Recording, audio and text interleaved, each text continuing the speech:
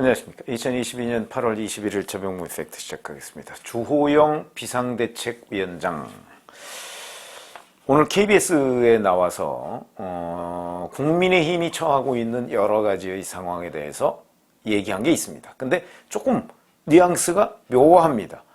윤석열 대통령 측근들이 이제 그 압도적 다수로서 국민의힘 주류를 형성하고 있고, 거기에 이제 지금 이준석 전 대표 계열이 뭐 소수파로서 이제 이런저런 지금 그 뭐 갈등 양상을 보이고 있는데, 그리고 나서 주호영 비대위원장 체제가 들어섰단 말이죠. 물론 주호영 비대위원장 체제는 그 비대위원 중에 뭐 권성동 원내대표도 있고, 이른바 윤핵관이라는, 그 다음에 뭐 국민의힘 자체가 대부분 친윤계니까 주호영 비대위원장도 뭐 친윤계고, 그런데 약간은 좀 뉘앙스가 다른 느낌을 쭉 얘기를 했습니다. 그건 왜 그럴까? 이런 걸 한번 말씀을 드리려고 합니다. 자, 우선 전당대회 시기가 가장 큰 쟁점이죠. 언제 전당대회를 하느냐. 그런데 뭐 전당대회 주자들이 있습니다. 김기현 의원, 안철수 의원, 그 다음에 나경원 전 원내대표, 거기다가 뭐 일부 바깥에서 거론되기는 뭐 유승민 전 대표, 뭐 이렇게 거론이 되고 있는데, 유승민 전 대표를 빼고서는 나머지는 대개 조기 전당대회를 해야 된다. 왜냐하면 비대위를 언제까지 끌어갈 거냐, 뭐 이렇게 얘기를 하고 있는데, 주호영 비대위원장은 거기에 반대 입장을 분명히 했고요. 오늘 언제 전대를 한다, 이렇게 아주 시점까지 못 박았습니다. 12월경에 전당대회를 시작하면 1월 말이나 2월경에 아마 새 지도부가 뽑힐 것이다, 이렇게 얘기를 했습니다. 이준석 전 대표의 자격정지가 풀리는 것, 그게 내년 1월 8일이거든요. 풀리는 것과 전당대회 시기가 좀 맞물려 있어서 논란이 있을 가능성은 있다, 이렇게 얘기를 했습니다. 그러면서 근거를 설명하기를, 당장 전당대회를 하기에는 정기국회가 있다. 정기국회는 9월 1일부터 시작하죠. 집권 첫해 정기국회에는 필요한 법안 통과와 국정감사, 예산 등이 있다. 이 시기에 전당대회를 하면 국민의 눈에는 나라가 어려운데 당권 싸움한다고 비칠 수 있다. 적어도 정기국회가 끝나고 전당대회를 시작해야 한다는 의견이 많다. 근데 주호영 비대위원장은 이런 의견을 일관되게 유지해 왔습니다. 그러면서 전당대회 결정 시기의 변수에 대해서도 또 이렇게 얘기했습니다. 가처분이 어떻게 되느냐에도 영향이 있고, 이 전 대표에 대해서 수사가 진행되고 있는데 그런 불확실성이 제거되면 날짜를 정할 수 있을 것 같다, 이렇게 얘기를 한 걸로 봐서는, 자, 가처분은 뭐 이번 주에 결과가 나오겠죠. 만약에 인용이 된다면 뭐 비대위가 그냥 붕괴돼 버릴 가능성도 있고, 기각이 된다면 주호영 비대위가 계속 가는데, 주호영 비대위원장은 만약에 인용이 되더라도 인용 사유가 있을 거 아니겠습니까? 사유에서 뭐가 절차적으로 미비하다 하면 그걸 보완하면 비대위가 다시 출범할 수 있다, 이렇게 지금 생각을 하고 있습니다. 실제 그렇게 될지는 모르겠습니다. 만약에 인용이 된다면. 근데 여하튼 뭐 그거는 윤석열 대통령 측근들의 생각이 중요하겠죠. 어차피 측근들이 이런 결정을 주도하고 있기 때문에. 그 다음에 이제 이런 걸 보면 아까 제가 말씀드렸죠.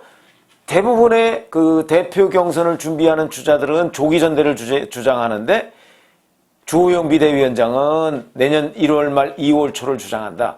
이 얘기는 그 사람들과 의견이 좀 다르다. 그러면 주호영 비대위원장이 홀로서기냐, 이런 부분이 관심이 가는 부분입니다. 홀로서기냐? 글쎄, 전 뭐 홀로서기라고는 보지 않고 그건 나중에 말씀을 드리겠습니다. 자, 그 다음에 또 윤석열 대통령과 이준석 전 대표 간의 이 갈등, 어찌 보면 윤석열 대통령 측근들과의 갈등이죠. 이 부분에 관해서는 아마 진행자가 이렇게 질문을 한 것 같습니다. 당 내홍 수습을 위해 대통령이 나설 수는 없느냐, 이렇게 얘기하니까, 이 사건이 오래되면 서로가 상처를 입지만 대통령도 상처가 많다. 가급적 이 문제를 재판으로 끝까지 공격하는 것으로 두지 말고 여러 가지 방법을 통해 잘 해결했으면 하는 것이 제 바람이고 많이 노력할 것이다, 이렇게 얘기합니다. 이거는 이른바 윤석열 대통령의 측근들, 이른바 윤핵관이라는 사람들의 해법하고 저는 거리가 있다고 봅니다. 그래서 이것도 주호영 비대위원장의 홀로서기인가? 이렇게 충분히 그런 범주 내에서 논의를 할 수 있는 대목이라는 거죠. 이른바 윤핵관이라는 사람들은 조기 전당대회를 주장하고, 그래서 이준석 전 대표가 당원권 정지 기간이 풀리기 전에 전당대회를 해서 쐐기를 박아버리자, 이런 주장을 하고 있는 거죠. 그런데 그거 받아들이지 않았습니다. 주호영 비대위원장이. 물론 뭐 정기국회라는 그 어떤 특수한 상황이 있다고는 하지만 뭐 받아들일 수도 있죠. 근데도 받아들이지 않았다 하는 것도 이제 조금 윤석열 대통령 측근들로서는 이 주호영 비대위원장 믿어도 되는 거야? 라는 의문을 품게 하는 대목이다. 이런 거고요. 그 다음에 여기서도 또 주호영 비대위원장이 약간 의미 있는 발언을 또 했는데, 윤석열 정부의 국정 운영과 관련해서 이런 얘기를 했습니다. 국정에 있어서 야당이 인사를 비판하는 지점이 있지 않느냐. 검찰 출신을 너무 많이 쓴다거나 아는 사람 위주로 쓴다는 것도 한번 돌아봤으면 좋겠다. 이거는 입장을 약간 바꿔놓고 생각하면 주호영 집권당 비대위원장이 윤석열 대통령의 인사 스타일에 대해서 직접적인 비판을 가했다, 이렇게 충분히 판단할 수 있는 대목이죠. 자, 이것만 있는 게 아닙니다. 정권 초기에 비서진들 팀워크가 아직 잘 구성이 못된 게 아닌가 생각한다. 그러면서 비서실장, 홍보수석, 정무수석의 팀워크가 완전히 가동되고 있지 않다고 본다, 이렇게 얘기했습니다. 자, 잠시 뒤에 홍보수석의 김은혜 전 의원을 임명하겠다는 거 아닙니까? 그 다음에 정책수석, 지금까지는 이관섭 지금 무역협회 부회장인가요? 그 사람이 유력하다고 하던데, 대략 그렇게 되겠죠. 자, 이런 정책 조율 기능을 강화하고, 그 다음에 홍보수석을 교체하는 거. 자, 그러면 여기에서 주호영 비대위원장이 얘기한 것 중에서 비서실장과 정무수석은 현재 교체할 가능성이 별로 없어 보입니다. 이렇게 되면 그걸 주호영 비대위원장이 모를까요? 알죠. 알면서도 비서실장과 정무수석까지를 다 포함시켜서 인사의 난맥에 대해서 얘기를 했다. 이거는 또 뭐냐? 어깃장이냐? 아니면 홀로서기냐? 제가 지금까지 몇 가지 말씀을 드렸죠. 이 부분이 주호영 비대위원장이 뭔가 독립적인 자기 정치를 하는 것 아니야 하는 그런 시선을 받을 수 있는 대목들이다. 그러면 이건 어떻게 봐야 되느냐?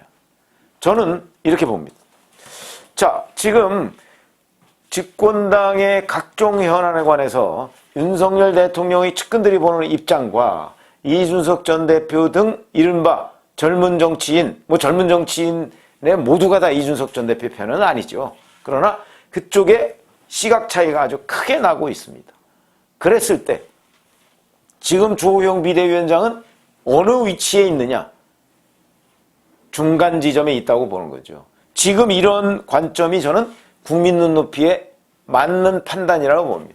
국민 눈높이에서 보면 예를 들어서 전당대회를 12월 전에, 그러니까 이준석 전 대표의 그 당원권 정지 기간이 풀리기 전에 그냥 해치워버린다. 그러면 이준석 전 대표하고는 이제 완전히 결별 내지는 오히려 자극하는 점이 되니까 그것도 약간 중간지대를 취했고, 그 다음에 당 내홍 수습을 위해 대통령이 나서야 되느냐 말아야 되는 부분에 관해서도 그 여지를 남기는 듯한 분석을 했고, 그 다음에 윤석열 정부의 국정 운영에 대해서도 일정한 정도 본인의 입장을 밝힌 것, 이거는 저는 주호영 비대위원장이 자기 정치를 했다기보다는 국민의 눈높이에 맞춰가고 있다고 보는 거죠. 이렇게 되면 어찌 보면 윤석열 대통령 측근들과 이준석 전 대표 간의 갈등이 지금처럼 이렇게 첨예하게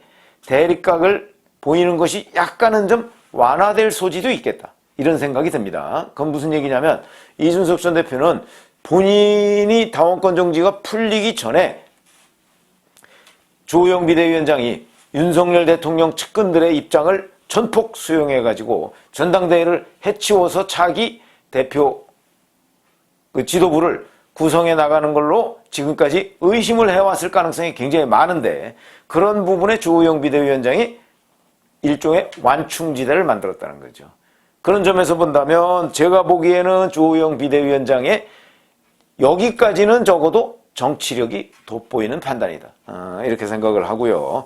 그리고 무엇보다도 어느 한쪽의 편을 100% 드는 것보다는 양쪽에서 이 절충점을 찾아가는 모습의 일환으로 보입니다. 자기 정치라고 보기 어렵고 양측의 절충점을 찾아가는. 이렇게 되면 이준석 전 대표의 반발도 여기서도 만약에 이준석 전 대표가 지금과 아무런 차이가 없이 본인의 주장을 계속 늘어놓는다? 글쎄요. 그렇게 되면 이준석 전 대표는 점점 더 당내에서 고립무원의 지경에 빠져들 소지가 있죠. 제가 보기에는 이건 주호영 비대위원장이 이준석 전 대표 측의 입장을 완전 무시한 게 아니고 일정 정도 반영해서 지금 판단하고 얘기하고 있는 거거든요. 일종의 중재자를 자임한. 물론 지난번 8월 15일 날 그 주호영 비대위원장하고 이준석 전 대표가 만난 걸로 지금 알려져 있습니다. 거기서 물론 합의 사항은 없었죠.